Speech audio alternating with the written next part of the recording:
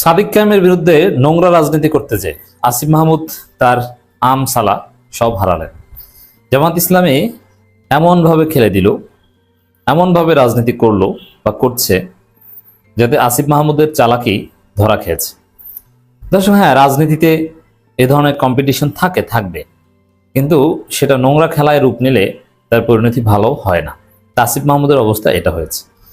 যেমন সাদিক কায়েম এবং আসিফ মাহমুদের মধ্যে কম্পিটিশন থাকতেই পারে, যে আসিফ মাহমুদ চাইতে পারেন যে তিনি 11 দলীয় জোট সমর্থিত ঢাকা দক্ষিণ সিটি কর্পোরেশনের মেয়র পদপ্রার্থী হবেন, এবং সাদিক কায়েম কিংবা জামাতের অন্য কেউ চাইতে পারে যে তিনি হবেন। ইটস ভেরি নর্মাল এবং এটা স্বাভাবিক, এবং এখানে হেলদি কম্পিটিশন হওয়া উচিত। কিন্তু যখন এটা একটা ডার্টি গেমে রূপ নেয় তখন এটা ডেঞ্জারাস। দর্শক, এইসব জায়গায় একটা ডার্টি গেম আমরা লক্ষ্য করেছি। যেমন ছাত্রদলের যে প্রোপাগান্ডা রাজনীতি, ছাত্রদলের যে নোংরামি রাজনীতি, মজলুম শিবিরের উপর জুলুম করার যে রাজনীতি, নিরীহ নিরপরাধ শিবিরের ছেলেদের বিরুদ্ধে যে নোংরা অভিযোগ যে শিবিরের ছেলেরা নাকি নোংরামি করে, তারা নাকি নারীদের নিয়ে অশ্লীল কথাবার্তা লেখে, শিবিরের ছেলেরা নাকি এই করে সেই করে, ছাত্রদলের যে মিথ্যা প্রোপাগান্ডা শিবিরের বিরুদ্ধে, এগুলোর সাথে সুর মিলিয়েছে বা মিলায় আসিফ মাহমুদের কোরআন।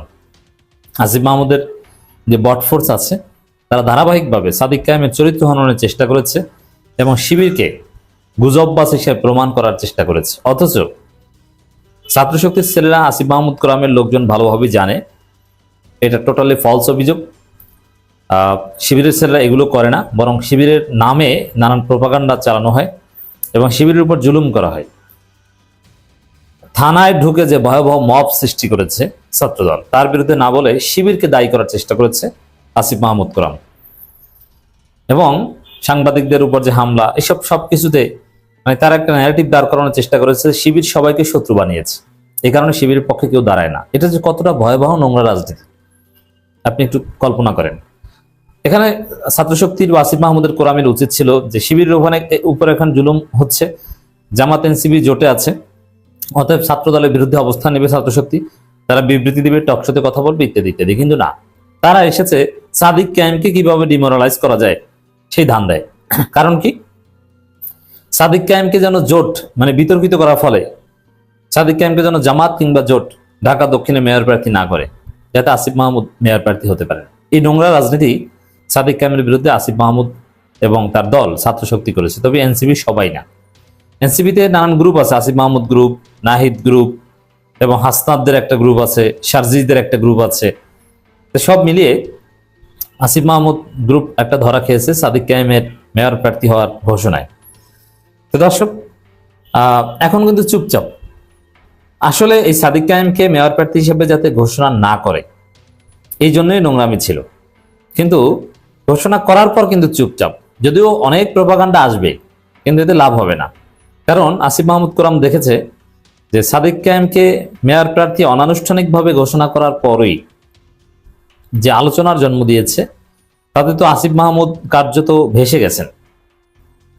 সাদিক কায়েমকে নিয়ে যে হাইপ, এই হাইপে আসিফ মাহমুদ ভেসে গেছেন। তো এখানে এখন আসিফ মাহমুদ কোনো আলোচনায় নেই, এখন আলোচনায় সাদিক কায়েম, আর ওদিকে কে হবেন, হাইবুন নবী খান সোহেল না অন্য কেউ। আলোচনা হচ্ছে এটা স্বতন্ত্র প্রার্থী এরকম কেউ আসবেন কিনা, না ইশরাক এমপি মন্ত্রী এগুলো ছেড়ে মেয়র হতে আসবেন, কারণ ইশরাকের একটা ক্ষোভ রয়েছে মেয়র হওয়ার জন্য। তো দর্শক, জামাত এখানে অসাধারণ রাজনীতি করছে। আসিফ মাহমুদ কোরআন এনসিপির একাংশ সাদিক কায়েমের বিরুদ্ধে নোংরা রাজনীতি করেছে, আবার জামাত এনসিপির বড় অংশের সাথে এই বিষয়ে চমৎকার আন্ডারস্ট্যান্ডিং রেখেছে।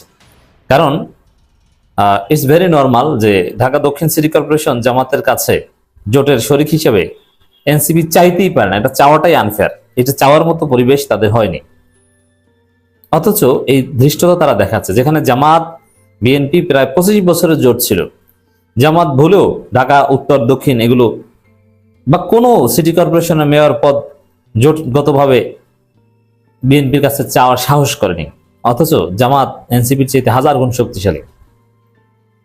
এটা জোট টিকিয়ে রাখতে হলে এ ধরনের মিনিমাম সভ্যতা ভব্যতা ইনসাফ রক্ষা করতে হবে, কিন্তু এটা এনসিপি রাখেনি। শুক্রে 8 দিন বয়স জামাতের 99% রিসোর্স ব্যবহার করে 6 জন এমপি হয়েছে, জামাতের রিসোর্স ছাড়া একজন এমপি হওয়ার সক্ষমতা নাই, তারা এখন মেয়র হতে চাইতে পারে, বাট এটা নিয়ে এরকম সিরিয়াস হওয়াটা অনুচিত ছিল।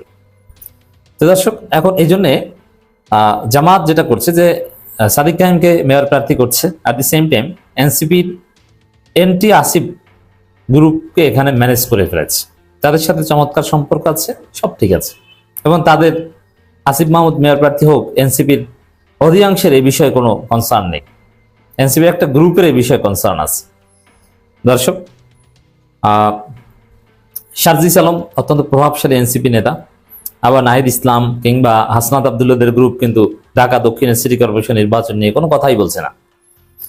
এখানে অসুস্থ শারজিস আলমের বাসায় গিয়েছেন আমিরে জামাত, it's also part of politics. দেখেন, জামাত ইসলামী একটা উদার দল, তারা সবার খোঁজ খবর রাখে, কেউ অসুস্থ হলে দেখতে যায়, এটা ঠিক আছে, কিন্তু এগুলোর পেছনেও রাজনীতি থাকে। রাজনীতিতে মনে রাখবেন, এটা তো দূরের কথা, জামাতের ভিতরেও রাজনীতি এমনই, আপনি এটাকে নেগেটিভ বললে বলেন, জামাতের ভিতরেও কে অসুস্থ হলে শোক জানাবে, কে অসুস্থ হলে দেখতে যাবে, এবং কার বক্তব্য জামাতের অফিসিয়াল ফেসবুক পেজে দিবে কি দিবে না, পার্ট অফ পলিটিক্স।